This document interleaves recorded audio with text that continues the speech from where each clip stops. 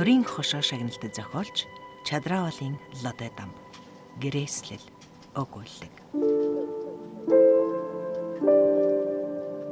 Өнгөрсөн зун би Архангай аймагт байдаг авг ахыдаа амарч билээ. Тэдний айлыг Юндангих гэдэг. Манай ахыхтай нийлж нэгдлийн мянган шахам хонь хариулдаг байлаа. Юндангих уул нь манай нутгийнх биш. Хожим намайг сургуулийн мөрхөөж гарснаас хойш цагаачлан иржээ. Хөөгтүүд нь тус бүр айл болоод өөр нутагт байдаг ба их нь ханд гихч 80 гаруй настай эмгэнтэй хамт амьдардаг байлаа. Хандугай шиг өндөр настай эмгэд олон хүүхдээ ярианд дуртай байдаг. Ялангуяа хуучны юм залуугийн явдлыг нь асуувал цэцэглэж авсан эд сайхан насаа бодол сэтгэл санаанд сэргэн яриан төгсгөлгүй болдог шүү дээ. Харин хандугай бол тийм хүн биш ээжээ. Амарч байхдаа ганц өгүүлгийн материал олж авъя гэж бодоод хандугайтай хэд дахин ярих гэж оролдоод чадаагүй юм. Энэ тухайга Юндангойд гомдонгой хэлэхэд манай ээж урдах явдлаа ярих том дургүй. Би хүүн гэхэд уг нутаг гарал үүслийг нь мэдэхгүй. Эцэг минь ямар хүн байсныг ч ярьж өгөөгүй. Тэгээд би чинь хандын Юндан гэд ихээрээ овголдог хүн шүү дээ гэж хэлсэн юм. Хандугайгаас юм сонсох хүсэл надад их байлаа. Энэ эмгэний төмөн үрчлээс болсон гонцгой бор нүур, илч гал нь бараг алга болсон цээлм нүдний цаана урт удаан амьдралын сонин хачин юм нуугдж байгаа нь тодорхой. Энэ том цоочтой хаалганы цаана мөнч олон юм бийтэй. Гэвч нээх арга нь л даанч олдохгүй болохоор яа гэх билээ. Амралт минь дуусч явхаар бэлдэж байтал ханд авгай орж ирээд бэргэний хийж барьсан цайг ууж хэсэг дуугүй суусны дараа "Хүү минь, чамайг юм бичдэг гэлцэх юм үнэн үү?" гэж асуув. "Тийм ээ, би зохиолч хүн, бас сонины газар ажилтай" гэд өөрийнхөө тухай товч ярьж өглөө. Хандугайн асуултыг сонсоод надад сонин юм сонсох үлэмж гордлого буй болсон билээ. Гэтэл дуугардаггүй. Доош харан цай ууж дууссан шаазангийн хагийг үзэж байлаа. Энэ үед түүний нүур харагдсангүй. Гэвч тэр хээг анхааран сонирхож байгаа биш гэдгийг би мэдэж байлаа. Учир нь дотоод сэтгэлийн гүнд бодолд дарагдаад сууж байгаа хүний нүүр нүд далд байвч содос амьсгаа дотор нь болж байгаа их зүйлийг илтгэх ясан бий. Хандугайн судсан гөрвөлзөн чичирч хаяа дотроо гүн санаа алдаж байлаа. Тэгээд над руу үлэмж зөөлнүүдээр харснаа. "Хүү минь, манай дор имэн цай чансан юмсан" гэж хэлээд босов. Би түргэн босож гэрт нь орлоо. Бүр олбог хүртэл засжээ. Суумагц аагтай давстай тос таасан шаргал цай өгч хуруу зузаан өрөм бэлцээсэн цагаан ааруул өмнө минь тавив. Эдэж ууж байтал эмээ над руу ширтэн хэсэг ажснаа урт гихчин санаа алдаад "Эмээ хүүдээ нэг юм ярвал чи олон хүнд хэлж өгч чадах уу? Үнэн зөвөөр нь бичээд л сониндоо хэвлүүлж болгосон болов уу гэж байгаа юм шүү дээ" гэв. "Чадалгүй яах вэ эмээ минь? Энд чинь миний хийдэг ажил" гэхэд минь эмээ нас өндөр болж удахгүй энэ хорвоогоос салан эсгээ гэрээс гарч хээрийн гертэ очин суух цаг ойртлоо. Залуу хүмүүст хэлмээр юм байна. Би 18 настай байхдаа сэтгэлдээ хүнд шарах болсон хүн юм. Тэр шарах эдгэрээгүй, эдгэрэгч үгүй гэд дуун тасарч доош харахад хэд хэдэн том нулимс тасран унав. Би гайхан харсаар л. Хандугай алгуураар толгоогоо өргөж намайг эргэж харлаа. Усан хөшиг татсан нүд нь чичирч байгаа урвалд мухардсан гимшил дүүрэн. Дот нь хайртай хүнээ нас барахт нь очиж чадаагүй хүн амьсгалан тасархад байж чадсангүй халаг гэд толгоогоо нүдэх гэж байгаа хүнийг харсан бол хандугай яг тийм байлаа. Хандугай гарынхаа араар нулимсаа харчиж сэтгэл нь шулуутсан бололтой займчин суудлаа заснаа зэвхий бөгөөд шийдмэг дуугаар "Би залуудаа нутаг хөшөөндөө гайхагдсан сайхан хүн байсан юмсан. Чи ч үнэмшихгүй байх та" Гэвч тийм л байсан гэд арга нь барагдсан нүдээр намайг харлаа.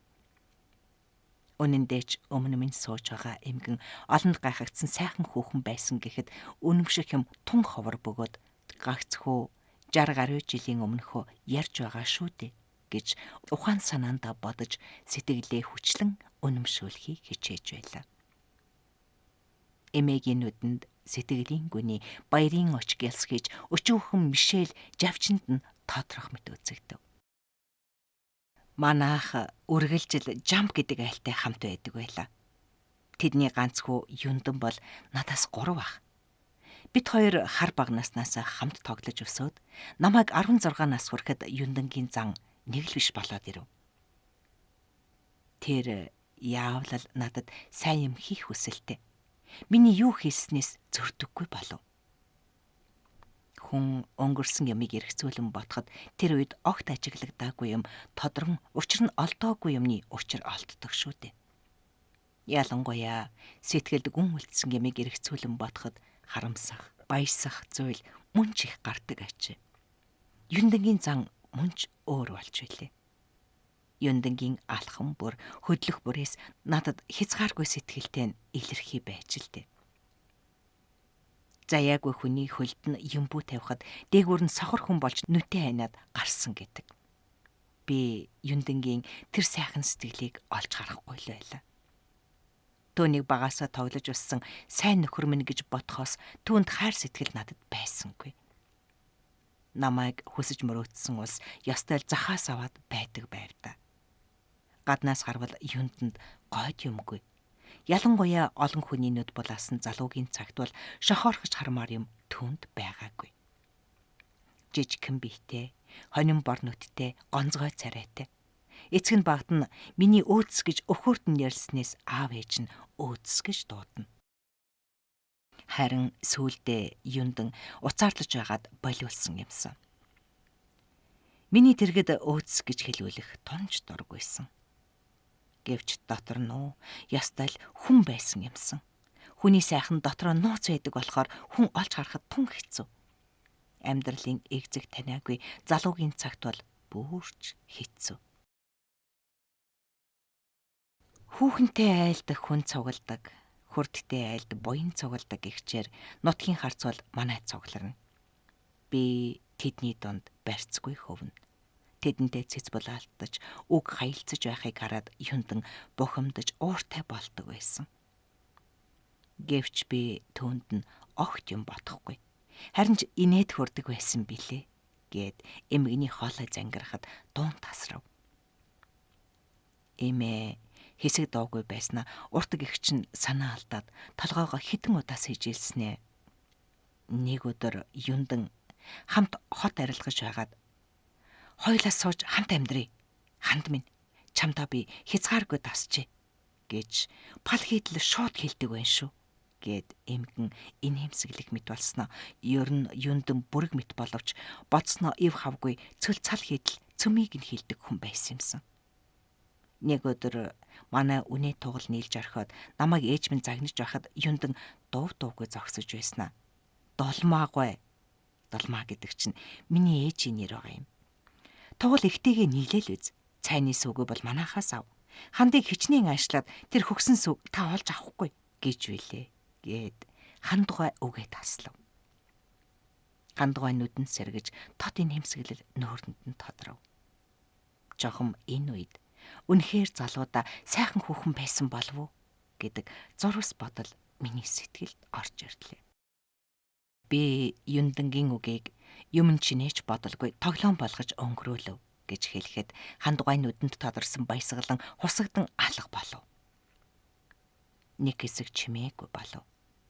Би чингээд гэж ярианы үргэлжлэлийг хүсмээр байсан авч арай ингэ зогсохгүй байх гэж гордоод тэсэцв. Үнэхээр хандгай бүтэг дуугаар тэр үед би нутгийн гончиг гэдэг залуутай сэтгэлтэй болоод нууц уулздаг байсан. Намрын үдэл шимсэн. Хонь хотолж байгаад юндан урдхаа давтаж хэлэхэд нь би тэр яриаг займчуулах гэж чи ганцаараа 30 тэмээгээр хүрээж нь тээж чадах уу гэж асуулаа. Чингүл чи баярлах уу гэж тэр надаас асуув. Эр чадалтай ажилсаг хүнийг хараад хинч баярлан шүү дээ гэж би хэллээ. Ингэж ярьснаас хойш удалгүй Юндан айлын 30 тэмээг хөлсөлж аваад ганцаараа хүрээчэнд явчихлаа. Би юу хэлснээ ор сургаггүй мартчихад энэ хүйтэнд 30 тэмээгээр ганцаараа явдаг бас онгирган амтын юм да. Нүд улаан мөнгө цагаан л гэдэг болж байна. Амиа алдах гэж байгаа юм гэж гончгийн шоолон инээхэд хамт инээж байж билээ. Гээд эмгэний хоолойноос хачин аваа гарснаа зангираад тагжрав. Эмгэн тулганы захын үнсийг мойног болсон бор хуруугаараа оролдож газар ширтэн торой дуугаар намайг арваад айлынх хүүтэй гуйхад аав ээж өгөхгүй байлаа. Гэтэл хошуу ноёны хүүд гуйхад ухаан жолоогүй баярлан зөвшөөрөв. Би очихгүй гэж уйлан хайлан гуйсан юм. Огт тос болсонгүй. Энэ бүхнээ гончигт хэлж даруй түргэн оргон зайлыг гэлээ. Бид хоёр оргоод хай зайлах вэ гэхэд нь орохгүй бол өнгөрлөө чи ойлгож байна уу гэхэд орон гэр мал хөрөнгөө хаяад хүний нутаг гүний газар яаж амьдрах юм бэ? Хайр сэтгэл залуу нас байна. Яагаад ч болсон амьдрал эндээс зайлий гэхэд минь гончиг эхлээд оргохыг зөвшөөрөхгүй байлаа. Гэвч би уйлж уурлан эцэст нь боож үхнэ гэж баймаж нь оргох болоод өдөр цаг болцоод яг явх дээрээ дургүйд хүчгүй гихчээр баригдаж гончиг хүний хүүхнийг эцэг эхийн зөвшөөрөлгүй оргуулах гэсэн хэрэгт орж хошууны хар герт хоригдов.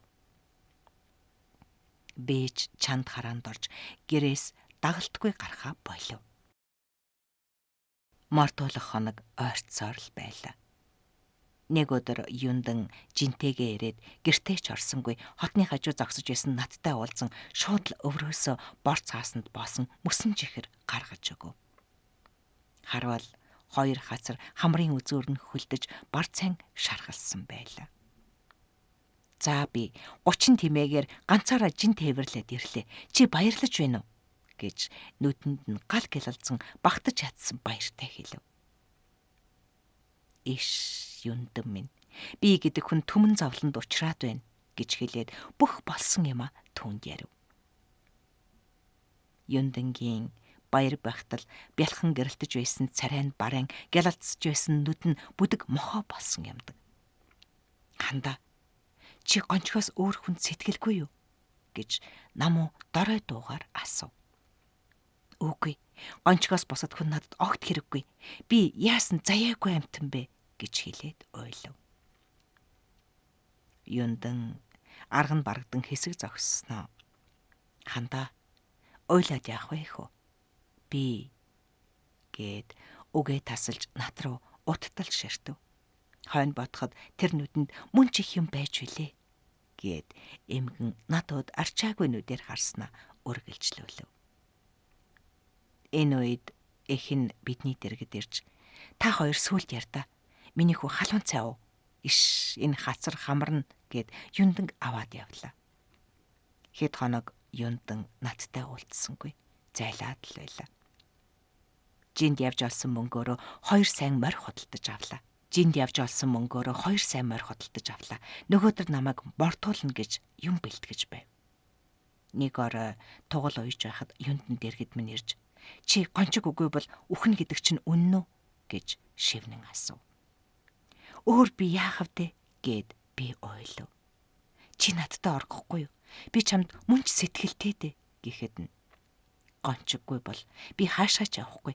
Мордуулах болбол энэ хойд хадан дээрээс үсэрч үхнэ гэж хэллээ. Юндан гарыг минь чанга гихч барьж урт бөгөөд тасалдуулан санаа алдаад маргааш орой сэрэмжтэй байгаарэ гэд шууд эргэв. Юу болохыг мэдсэнгүй. Маргааш оройнч болов.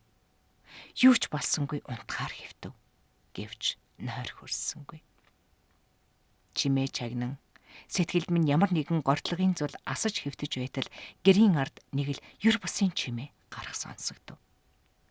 Би хэвтээгээрээ шахам хувцлаж гарах гэтэл хүмүүс сэрв. Би ч үсрэн гарлаа. Хүмүүс ч босцгов. Гэрийн хойно очвол эмээлтэй 2 бараан морьтой хүн зогсож байлаа. За бушуухан морд баригдвал балран шүү. Хойноос буутай хойгууд нэхэж байгаа гэсэн. Гончгийн дууг таниад шууд мордлоо. Гэрээс хүмүүс шуугилдан гарахад бид хоёр морины хурдаар давхиж байлаа. Тэр мордын хурдан гэдэг нь гончиг төрүүлэн би дагаад л юм ярих чөлөө завгүй давтлахгүй. Хойноос чимээ гарсангүй. Өөр цайхад мэдэхгүй газар ирсэн байлаа. 10 гаруй хоног явж хошуу алгасаад харь нутагт очиж айлын мал хариулан амьдрав.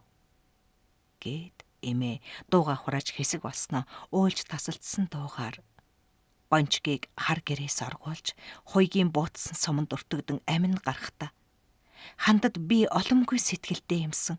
Миний хоёр морь та хоёрыг жаргал түргэг бушуухан яв гэж юндэн хэлээд амьсгал хураасан гээд хандугай дуугүй болов. Бүх биеийн салганан шанааныхын арьс татвалзна.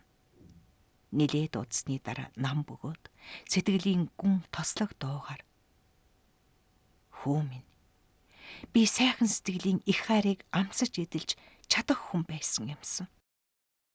Гэвч түүнийг харж чадаагүй хажуугаар нь л өнгөрсөн юм. Тэр их сэтгэлээс үлдсэн юм гэвэл шаналж харамссан бухимдал юндэнгийн нэрийг өгсөн хүү хоёр л байна гэд дууга таслагад эмгэний нүднээс бөөн нулимс тасран хацрынх нь үрчлээг даган урсгад завжаараа шимэн цалгиж байлаа. Би гончгийн тухай асуумаар байсан авч нэг л асуух зүрх хүрссэнгүй. Бас л хандугайн сэтгэлийн гаслан над аяндаан дамжин дотор минь нэг л эвгүй болов. Гэтэл хандугай шийдэмгий зэвхий дуугаар жил болоод хевлээд минь хүүхэд буй болов. Гэтэл гончгийн зан хуурч малыг нь хариулж байсан айлын буцмал хүүхэнтэй сэтгэлтэй болоод удалгүй тэднийд хүргэн орлоо. Гэхэд нь ямар муухай хүн бэ гэж өөрийн эрэхгүй би туалтав. Иш хүү минь муухай юу байх вэ? Юндэнгийн сэтгэлийг түүнээс дор болгосон шүү дээ. Бүхэл насандаа гимшиж юндэнг бодож юндэнг харж зүүдэндээ түүнтэй ярьж авлаа. Сайхан хайр байдаг юм шүү. Олдвол гагцгүй алдаж л болохгүй. Хүний сайхан дотроо нууц байдаг юм да. Хүү минь чи миний энэ ярьсныг заавал сонинд бичээрэй. Амьдралын замд гарч яваа залуу хүмүүст хэрэг болж магадгүй. Энэ бол миний хүнд хэлж өгөх гэсэн амьдралаас минь үлдсэн ганц зүйл байгаа юм гэд шавхийтэл босож шууд гарч явсан юм. Тэр орой хандугайн бие муудаж хүүн эмчэд явж бид тэдний гэрт цугларав. Хандугайн царайнд хөнгөн Мишель тодроод үг хэлэх гэснээ 2 дахин эвгүй зогсоод юндэн минь гэд талигач болсон билээ. Би хандугаан ярьсныг нэмээгүй, бас хасаагүй. Үнэхээр ч амьдралын замд гарч аваа залуу хүмүүст сайхан хайр байдаг юм шүү. Олдвол алдаж болохгүй гэсэн хандугайн үг чухлаас чухал зүйл бизээ.